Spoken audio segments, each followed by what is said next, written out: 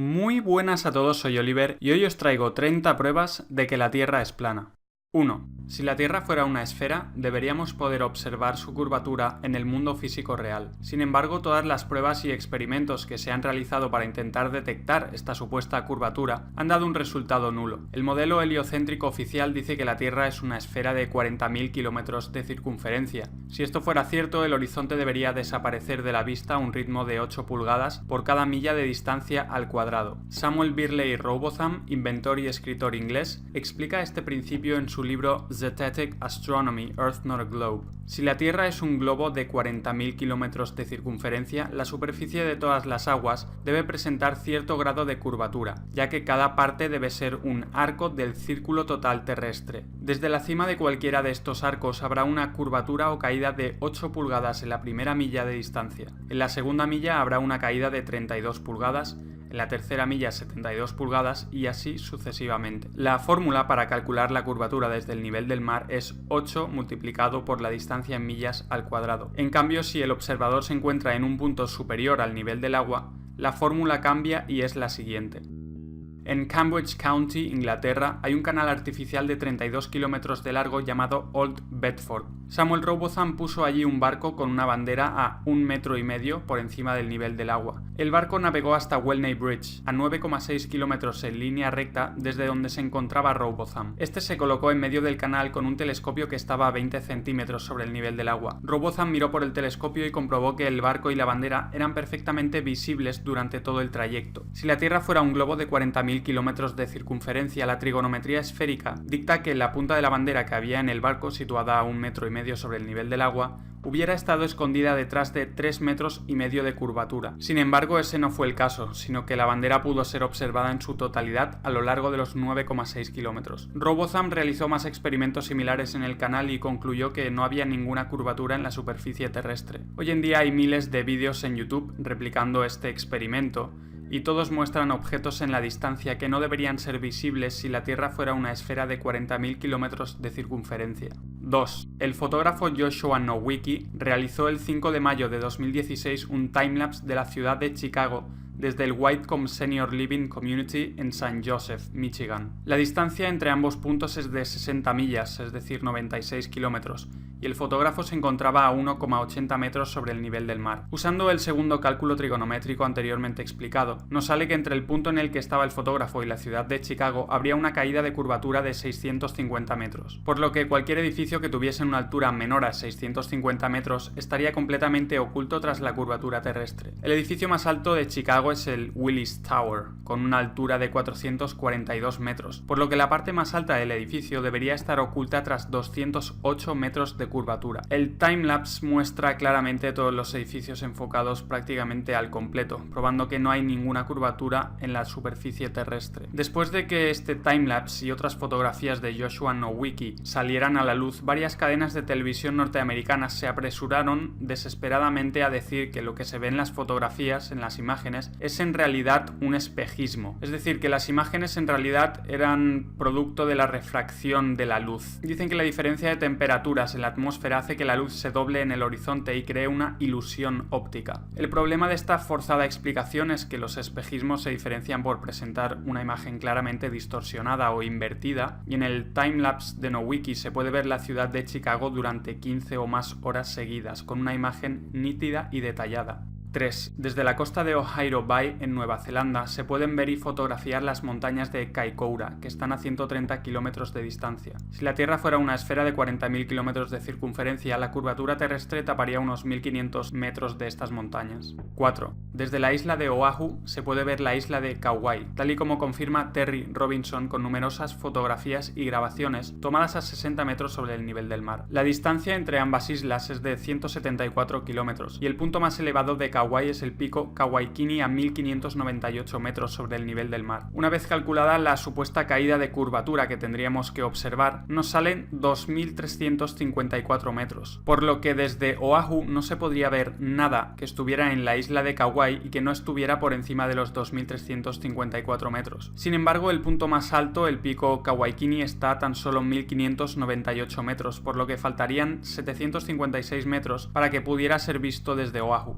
5. El Gran Canal de China tiene 1.776 kilómetros de longitud y según datos oficiales su punto más alto se encuentra en las montañas de Shandong, a 42 metros de altura. Si la Tierra fuera una esfera de 40.000 kilómetros de circunferencia, la trigonometría esférica dicta que el canal formaría un arco siguiendo la curvatura terrestre y su punto más alto estaría en el centro a una altura de 60.940 metros y no a tan solo 42 metros como sucede en la realidad. 6. Sean McCrary, instructor del sistema de misiles Sea Sparrow de la Marina de los Estados Unidos, ha confirmado en varias entrevistas públicas que el sistema de rastreo de estos misiles tiene una variabilidad en la línea de detección del objetivo de tan solo 2 grados. La distancia entre el lugar de lanzamiento del misil y el objetivo suele ser de unos 80 kilómetros, y el radar de detección se encuentra normalmente a 2,5 metros por encima del nivel del mar, ya que los objetivos de estos misiles suelen ser aeronaves que vuelan casi rozando el mar para no ser detectados. Según la trigonometría esférica, si la Tierra fuera un globo de 40.000 kilómetros de circunferencia, la aeronave a 80 kilómetros de distancia estaría a unos 500 metros escondida detrás de la curvatura terrestre, por lo que el misil, que solo puede variar 2 grados su línea de trayecto, no podría alcanzar el objetivo bajo ningún concepto. Sin embargo, siempre que se han llevado a cabo estas operaciones militares, el misil ha alcanzado su objetivo perfectamente, probando que la supuesta curvatura de la Tierra es totalmente inexistente. 7. Muchas personas argumentan que si la Tierra fuera plana, deberíamos poder ver, por ejemplo, el Everest desde cualquier parte del mundo, y que esto no es posible debido a la curvatura de la Tierra. No obstante, estas personas parecen olvidar que la visión humana tiene un límite, que cuanto más se aleja un objeto de nuestra posición, más pequeño se hace. Si ponemos cualquier objeto delante nuestro y lo vamos alejando, llegará un momento en el que debido a la simple perspectiva ya no veremos este objeto. Existen además cosas como la niebla, las nubes, las partículas de polvo, las partículas de agua, la densidad del aire y otras condiciones atmosféricas que afectan enormemente a la visibilidad de los objetos en la distancia. Todo esto explica perfectamente por qué no podemos ver el Everest o cualquier otro objeto a una cierta distancia sin la necesidad de recurrir a la supuesta curvatura de la Tierra. 8. Con los avances tecnológicos es cada vez más fácil comprobar que la Tierra no es una esfera como nos habían contado. Ahora es posible mandar globos a gran altura con una cámara adjuntada para poder ver el horizonte por encima de los 33.000 metros. En YouTube se pueden encontrar cientos de estas grabaciones hechas por aficionados a más de 33 kilómetros de altura y todas muestran un horizonte completamente plano. En un intento desesperado por mantener la teoría de la Tierra esférica con vida, los expertos modernos afirman que para apreciar la curvatura terrestre hay que ascender a más de 80 o más de 100 kilómetros de altura, aunque no aportan ni una sola prueba o cálculo matemático que respalde esta afirmación. No obstante, al hacer nosotros mismos los cálculos matemáticos, vemos que la curvatura sí debería ser claramente apreciable a esas alturas. 9. El horizonte siempre se encuentra al nivel de los ojos o del ojo de la cámara, sin importar a qué altura se encuentre el observador. Si la Tierra fuera una esfera sin importar su tamaño, al ascender en altura el observador tendría que mirar necesariamente hacia abajo cada vez más con tal de ver el horizonte. Sin embargo, en la realidad no importa cuánto ascendamos, que nunca tendremos que mirar hacia abajo para ver el horizonte, algo que solamente es posible en un plano. 10. Los reflejos del Sol y de la Luna sobre las aguas siempre aparecen como líneas rectas desde el horizonte hasta el observador, lo cual no es posible sobre una esfera, pero sí sobre un plano. 11. Nunca se ha tenido en cuenta la supuesta curvatura de la Tierra a la hora de construir canales o vías de ferrocarril. De ser así, los constructores tendrían que aplicar la fórmula trigonométrica de 8 multiplicado por la distancia en millas al cuadrado y usar el resultado para aplicar la curvatura adecuada a los materiales de construcción, algo ridículamente complicado de llevar a la práctica, especialmente cuando se construyeron las primeras vías de ferrocarril. La realidad es que las vías del tren se construyen y posicionan de manera totalmente horizontal y plana, y los canales, túneles y otras construcciones similares se construyen de la misma manera, sin tener en cuenta lo más mínimo la supuesta curvatura total de la Tierra, y teniendo únicamente en cuenta pequeños desniveles dentro de la planicie total. El 19 de febrero de 1892, la Oficina de Ingenieros del Manchester Ship Canal dijo: en las construcciones de vías ferroviarias y canales es la norma que el punto de referencia para todas las superficies sea una línea horizontal. En la práctica, a la hora de planificar y realizar obras públicas, no se tiene en cuenta ninguna curvatura de la Tierra. En el Birmingham Weekly Mercury del 15 de febrero de 1890, un ingeniero con 30 años de experiencia escribió sobre su trabajo con vías ferroviarias. Es bien sabido entre los profesionales del sector que los cálculos y procesos que harían falta para incluir la curvatura de la Tierra en nuestras construcciones son imposibles de llevar a la práctica. Todas nuestras locomotoras están diseñadas para viajar sobre una superficie plana. Claro que hay ciertos desniveles aquí y allí, pero siempre son minuciosamente definidos y deben ser atravesados con cuidado. Cualquier cosa parecida a una curvatura de 8 pulgadas multiplicado por el cuadrado de la distancia en millas no sería sostenible para ninguna máquina existente. Solamente podemos reírnos de la gente que nos felicita por llevar a cabo tales proezas, como hacer circular trenes sobre una superficie esférica. Las curvas en una superficie plana horizontal ya son suficientemente peligrosas, las curvas en vertical serían 1000 veces peores y físicamente imposibles de sobrellevar, teniendo en cuenta cómo se construyen las vías. El ingeniero W. Winkler escribió en el Earth Review de octubre de 1893 lo siguiente: como ingeniero con muchos años de experiencia, veo que la absurda idea de tener en cuenta la curvatura de la Tierra solo está presente en libros de texto. Ningún ingeniero soñaría con tener en cuenta algo así. He proyectado muchos kilómetros de vías ferroviarias y de canales, y la curvatura de la Tierra jamás ha sido ni pensada ni tenida en cuenta.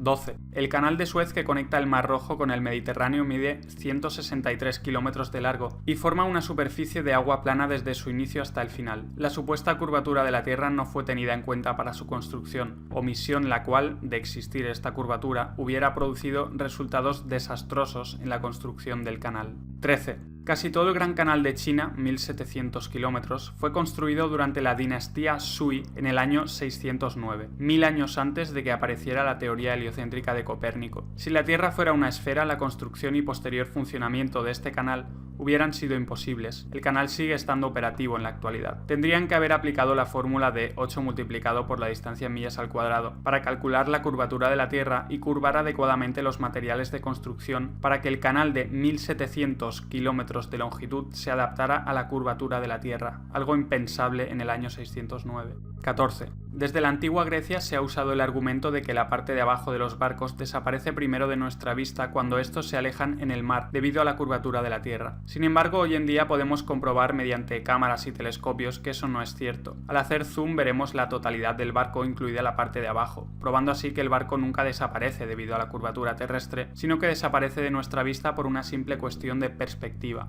15. Si los barcos desaparecieran en el horizonte debido a la curvatura de la Tierra, también deberíamos poder observar claramente la curvatura en el horizonte de forma lateral. Esto es porque al nivel del mar hay un máximo de 8 kilómetros desde el observador hasta el horizonte, mientras que lateralmente, de izquierda a derecha o viceversa, hay 16 kilómetros o más. Si no se observa ninguna curvatura en el horizonte lateralmente a lo largo de 16 kilómetros o más, es imposible que los barcos desaparezcan en el horizonte a lo largo de tan solo 8 kilómetros al frente debido a la curvatura de la Tierra. 16. La naturaleza de los fluidos es la de estar y permanecer nivelados. Cuando este estado se ve afectado por cualquier influencia externa, el líquido se mueve hasta volver a recobrar su nivel. Mr. W. T. Lin del Royal Observatory de Greenwich, en su First Principles of Natural Philosophy, escribió: la superficie de un fluido en reposo es la de un plano horizontal. Si alguna parte de esa superficie fuera más alta que el resto, las partes del fluido que estuvieran por debajo ejercerían una presión más grande sobre las partes circundantes que la presión que reciben de ellas,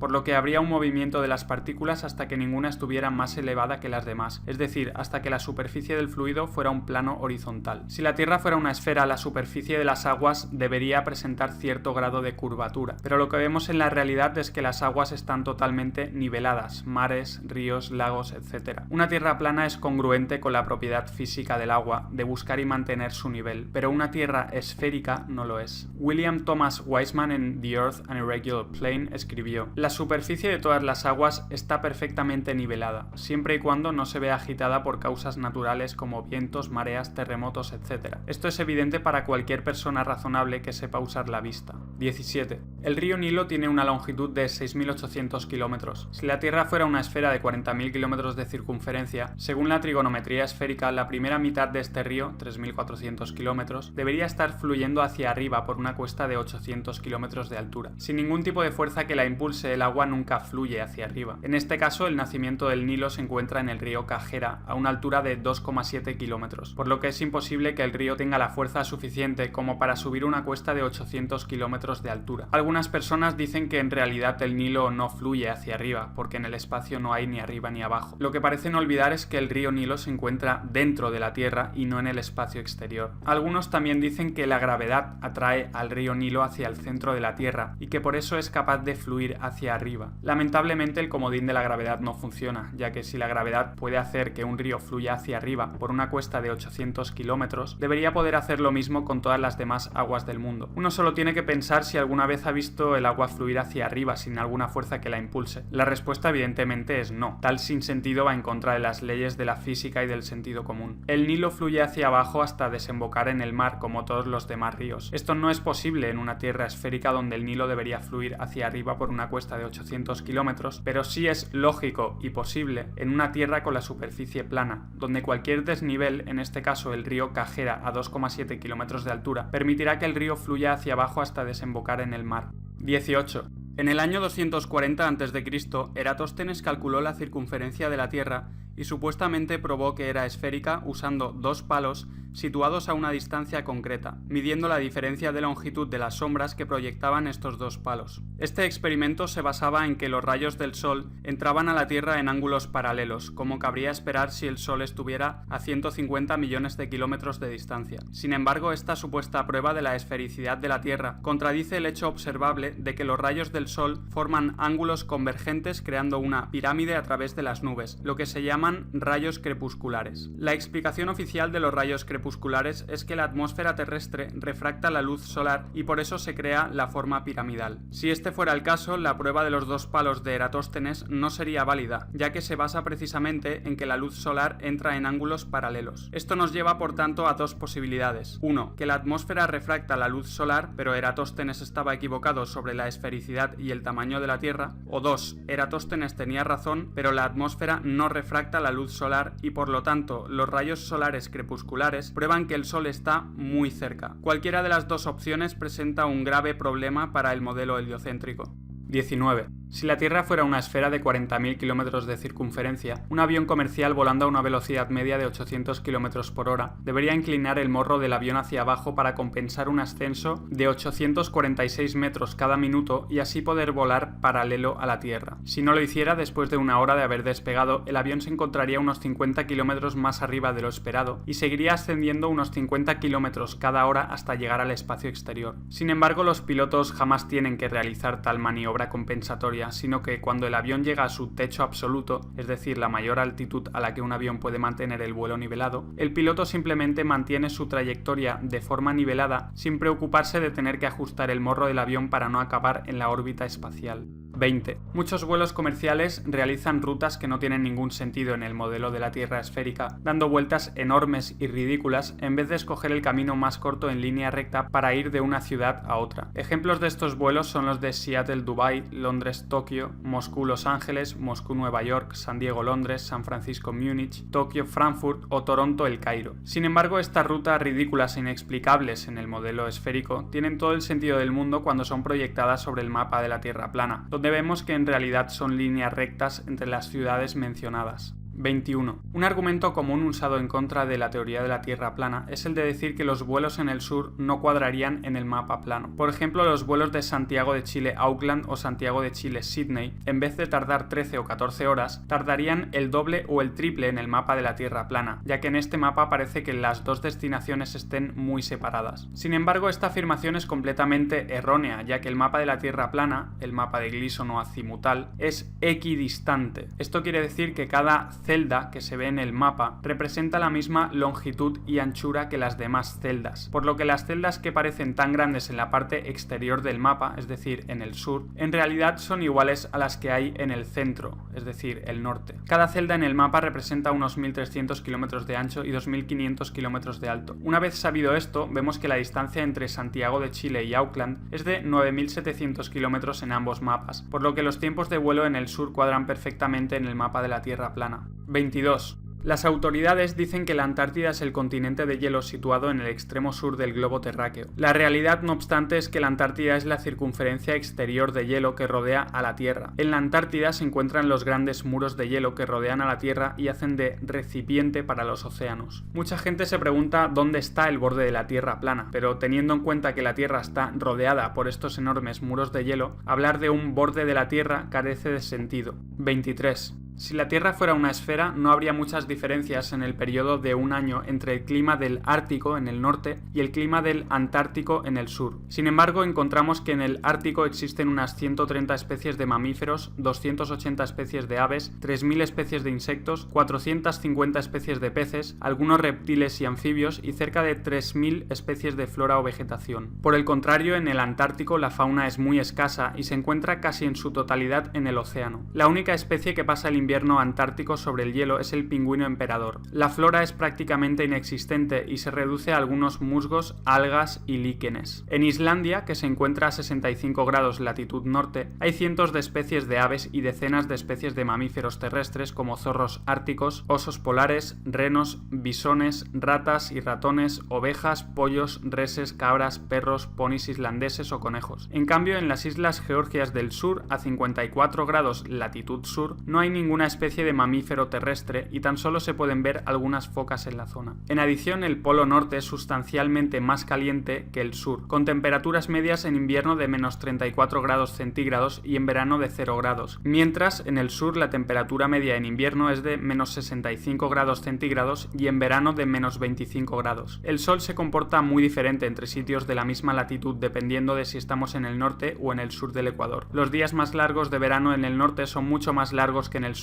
y los inviernos más cortos en el norte son mucho más cortos en el sur. Todas estas claras diferencias climáticas no tienen ninguna explicación satisfactoria en el modelo de la Tierra esférica, donde el sol alumbra lo mismo en el Ártico y el Antártico a lo largo del año, pero en cambio sí que pueden ser perfectamente explicadas en el modelo de la Tierra plana, donde el sol completa su círculo por encima de la Tierra cada 24 horas y cambia de trópico a trópico cada 6 meses. El sol viajará mucho más rápido por la gran circunferencia del sur para poder completar su vuelta en las mismas 24 horas que tarda en completarla en el pequeño círculo central del norte, y por tanto el sur recibirá mucha menos luz y calor solar que el norte a lo largo del año. 24. Si la Tierra fuera una esfera, la distancia alrededor de su superficie a 45 grados latitud sur no podría ser muy diferente a la que hay a 45 grados latitud norte. Sin embargo, navegantes y pilotos se encuentran con que la distancia alrededor de la Tierra a esa latitud sur es, como mínimo, el doble a la que hay en la misma latitud norte. Esto es totalmente incompatible con el modelo de la Tierra esférica, donde la distancia debería ser prácticamente la misma, ya que nos encontramos en una esfera o un globo. Pero es algo totalmente lógico en el modelo de la Tierra plana, donde la superficie terrestre se expande hacia el sur a medida que uno se aleja del Polo Norte, teniendo por tanto que recorrer mucha más distancia para rodear la Tierra en la gran circunferencia del sur que en la pequeña parte central del norte.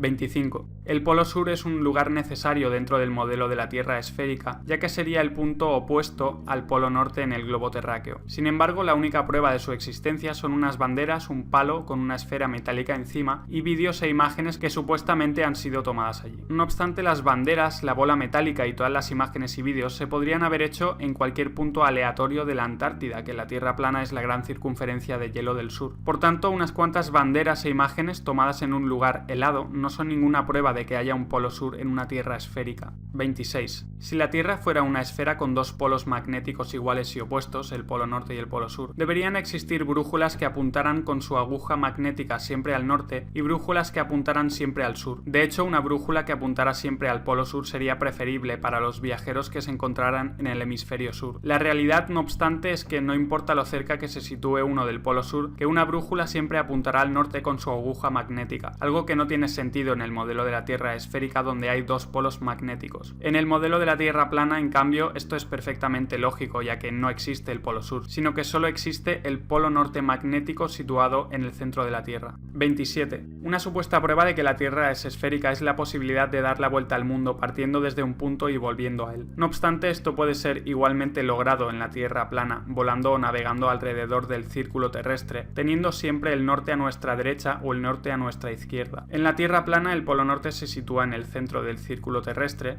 y el sur es toda dirección que emana de este centro. Si uno avanza en una dirección que no le acerca ni al norte ni al sur, entonces estará yendo hacia el oeste o hacia el este. Es decir, ir hacia el este o hacia el oeste es ir en un patrón circular con un mismo radio alrededor del polo norte magnético. Dar la vuelta al mundo es simplemente ir en una dirección con el norte siempre a la derecha o a la izquierda, dependiendo de si se hace una circunnavegación de este a oeste o de oeste a hacia este. Por tanto, lo que se cree que es una vuelta al mundo sobre una esfera, en realidad es una vuelta circular alrededor de un plano. Nunca se ha hecho la vuelta al mundo yendo hacia el norte o hacia el sur, es decir, haciendo una circunnavegación pasando por los polos. Esto es porque la única vuelta al mundo que se puede hacer en una tierra plana es de este a oeste o de oeste a este. Evidentemente, las autoridades han tenido que mostrar supuestos casos de circunnavegaciones pasando por los polos con tal de mantener con vida su teoría de tierra esférica. La primera supuesta circunnavegación pasando por los polos la hizo Sir Ranulph Fiennes con la expedición Transglobe británica en 1982. Pero lejos de ser un explorador normal y corriente, resulta que Sir Ranulph Fiennes es noble, tercer barón de Canterbury y primo de la familia real británica. Fiennes ha salido en varias películas y series de televisión e incluso fue candidato a hacer de James Bond cuando Roger Moore interpretó finalmente ese papel. De hecho, hay un documental sobre esta supuesta circunnavegación por los polos con Fiennes de protagonista. El documental más bien parece una producción de Hollywood con cámaras que están siempre en el sitio adecuado para grabar las mejores escenas y escenas totalmente sobreactuadas y preparadas. Fiennes además participa casualmente en Norwood, una organización caritativa judía de las más antiguas de Gran Bretaña. Esta organización está patrocinada nada más y nada menos por la reina de Inglaterra y está financiada por Sir Evelyn Robert Adrian de Rothschild, de la infame familia elitista de los Rothschild. Viendo todo esto, no es extraño pues que la élite utilice a uno de los suyos, en este caso a Fiennes, como supuesta prueba de que es posible circunnavegar la Tierra esférica pasando por los polos. 28. Un estudio llevado a cabo por varios doctorados en geografía, Mark Fonstan, William Pugach y Brandon Bogg, demostró que la superficie del estado de Kansas en Estados Unidos es más plana que un pancake, es decir, una tortita. En una escala donde un resultado de 1 indicaría una planicie total, los geógrafos usaron un láser para determinar que una tortita tiene un nivel de planicie de 0,957. Usaron un modelo de elevación digital a escala 1/250.000 para reducir a escala la superficie del estado de Kansas y descubrieron que su nivel de planicie es de 0,9997, es decir, más plana que la tortita. En un estudio posterior realizado por el Dr. Dobson, presidente de la Sociedad Geográfica Americana y profesor de geografía en la Universidad de Kansas, y por Joshua Campbell, geógrafo y arquitecto en la Oficina Geográfica del Departamento de Estado de los Estados Unidos, no solo corroboraron que Kansas era plana, sino que además descubrieron que la totalidad de los Estados Unidos también lo era. El estudio mostró que Florida, Illinois, North Dakota, Luisiana, Minnesota y Delaware eran incluso más planos que Kansas. Estos resultados fueron publicados en el Geographical Review, una publicación especializada de la Sociedad Geográfica Americana, y son una prueba concluyente de que la Tierra no puede ser una esfera. 29.